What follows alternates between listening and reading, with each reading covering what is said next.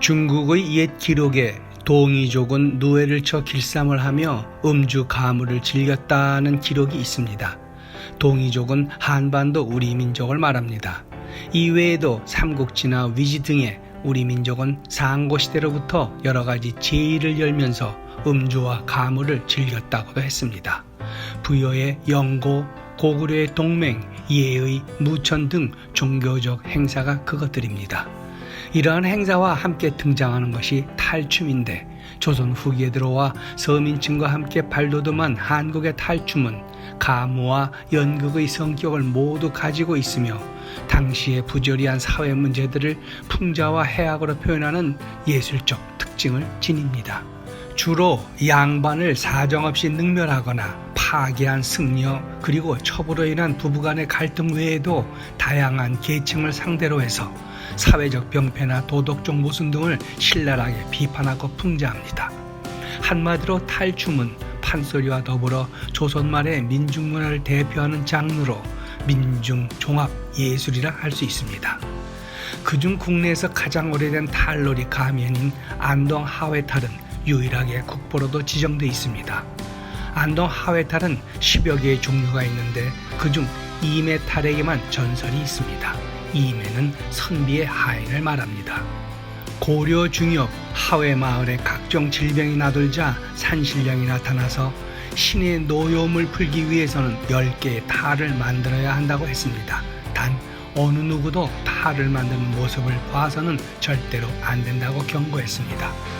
이에 허시성을 가진 도령이 금단에 음막을 짓고 홀로 탈을 만들기 시작했습니다. 드디어 마지막 10번째 탈인 이매탈이 거의 완성될 즈음 허도령을 삼아오던 처녀가 그를 너무나도 보고 싶은 나머지 몰래 찾아가 엿보았습니다.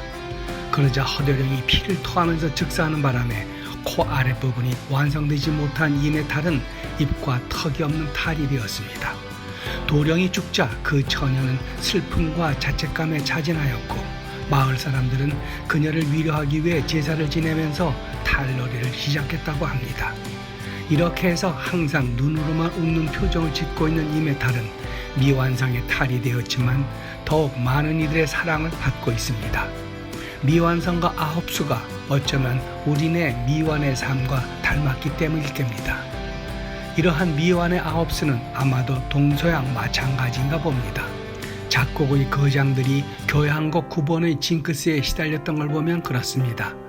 베토벤은 교향곡 9번 합창이 성공한 후 10번째 작곡에 들어가 약간의 스케치만 남긴 채 유명을 달리했습니다.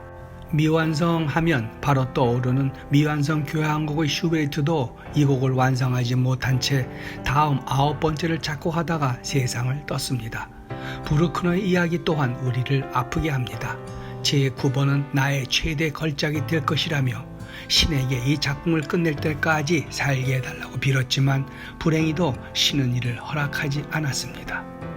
이렇듯 베토벤을 비롯해 슈베르트와 브루크너 등의 거장들이 9번 교향곡과 함께 생을 마감했기 때문이었는지 구스타프 말로는 숫자 9에 대한 징크스가 무척 컸습니다.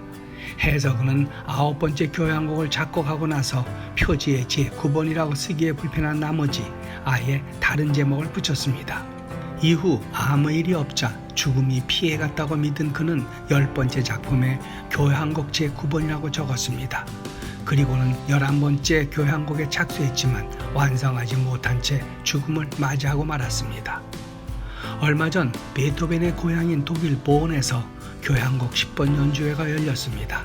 베토벤이 10번째 작곡에 들어간 후 유명을 달리하며 남긴 곡을 인공지능을 이용해 완성한 것입니다. 애초 탄생 250주년인 지난해 공개할 예정이었으나 코로나19로 일정이 늦어졌다고 합니다. 이로 미뤄보면 이제 멀지 않아 또 다른 미완성곡들도 인공지능 버전으로 우리를 찾아올 것입니다. 예술작품은 미완성이기 때문에 그 자체로 더 아름답고 의미있게 느껴질 수 있습니다. 작품성 자체로도 그러려니와 못다 채워져 남겨진 여백에 대한 대중들 나름대로 갖는 사유의 목 때문이 아닐는지요. 그럼에도 많은 미완성곡들이 작곡가들 사후 다른 이들의 손에 의해 채워져 마무리되려는 노력은 끊임없이 계속되면서 더욱 환호받는 것도 있지만 비판에 논란이 되는 것도 있습니다. 여담이지만 이런 시도와 관련되어 푸치니의 오페라 트란토트에 대해 알려진 이야기가 있습니다. 푸치니가 트란토트의 마지막 사랑의 이중창을 쓰던 도중 지병으로 작품을 완성하지 못하고 사망했습니다. 모든 이들에게 충격적인 이 소식에 스칼라 극장에서 초연을 맡은 지휘자 토스카니는 난감하기 이를 데 없었습니다. 1년 후 다른 이에 의해 완성된 트란토트 초연에서 토스카니니는 산막 류의 죽음 장면까지 연주를 이어나가다가 돌연 지휘봉을 때렸습니다. 그리고는 청중을 향해 돌아서서 이렇게 말했습니다. 친애하는 마에스트로께서 여기까지 쓰시고는 펜을 멈추고 돌아가셨습니다. 그리고는 그대로 퇴장했고 연주는 더 이상 이어지지 않았다고 합니다. 아무튼 이 역시 세상을 먼저 떠난 저들에 대한 남은 이들의 사랑과 그들이 못다한 이에게 대한 아쉬움에서 비롯된 것이겠지만 비어있는 것을 채우고 싶은 인간의 그러한 의지가 우리의 삶과 문명을 발전시켜온 원동력 아니었겠나 싶습니다. 이렇듯 어차피 우리의 삶은 비우기와 채우기의 줄다리기여서 비움에서 채움으로 다시 채움에서 비움으로 거듭하면서 더 나은 완성으로 다가가는 것일진데 어쩐지 한쪽으로 더 치우치는 경향이 다분합니다. 그러니 넘침을 경계하라는 계영배나 비움이 더 소중한 가치임을 일깨우는 것일 터입니다. 그런 면에서 우리네 탈춤은 이 비움과 체험으로 잘 짜인 단연 으뜸극입니다. 소리꾼이 읊어대는 대사 사이사이 비워놓은 자리에 관객이 끼어들어 채워주는 거기에 탈춤의 멋과 맛이 있고 그렇게 해서 공동의 완성미를 추구하기 때문입니다. 여기에 더해 이 메탈은 비어있는 입과 턱 때문에 단절이 아닌 열림으로 더 많은 교감으로 채워줄 수 있으니 말입니다.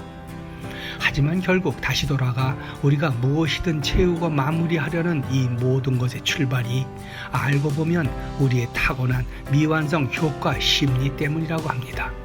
어떤 일을 마치지 못하고 그만두면 긴장 상태가 지속돼 기억 속에 더 오랫동안 남게 되고 이 때문에 그 일로 인한 심리적 압박과 불편함으로 일을 끝내려는 경향이 생긴다는 그것 말입니다. 헌데 어쩝니까? 이루지 못한 목표나 놓쳐버린 기회 등 끝맺지 못한 일들이 우리에게 미련을 갖게 하는 이 미완성의 효과 때문에 첫사랑에 대한 아련한 마음이 남는다고 하니 밉상이긴커녕 괜찮지 않은가 여겨지기도 하는데 과연 인공지능이 그런 것까지 해낼 수 있을는지요. 오늘 영상은 여기까지입니다. 고맙습니다.